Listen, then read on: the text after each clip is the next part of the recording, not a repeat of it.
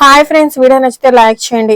ఇక నారాయణరావు దగ్గరికి వెళ్ళి అక్షయ గురించి వివరాలు అడిగి అవని శ్రీకర్ తెలుసుకుంటూ ఉంటారు. దాన్ని బట్టి అక్షయ వాళ్ళ కూతురు అని అవనికి శ్రీకర్కి అర్థమవుతూ ఉంటుంది. అక్షయ్కి జన్మనిచ్చిన ఆ తల్లి ఎంతో అదృష్టవంతురాలు అని నారాయణరావు అంటూ ఉండగా అవని ఆ అదృష్టవంతురాల్ని నేనే అని చెప్తూ ఉండగా అంతలో అక్కడికి వచ్చిన అక్షయ కూడా చెట్టు చాటు నుంచి చూసి షాక్ అవుతూ ఉంటుంది.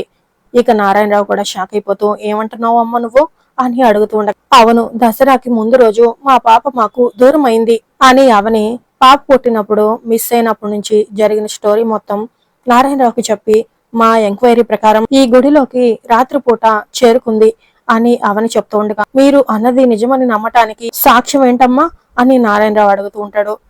ఆ రోజు జరిగిన దానికి రాత్రి సమయంలో చూసిన ఒక ప్రత్యక్ష సాక్షి మాకు చెప్పాడు అని అవని చెప్తూ ఉండగా ఇక నారాయణరావు మరోసారి షాక్ అవుతూ ఉండగా అక్షయ మా కూతురని మీ నోటితో ఒక్క మాట చెప్పండి చాలు అని అవని శ్రీకర్ ఇద్దరు చాలా సంతోషంగా అడుగుతూ ఉంటారు.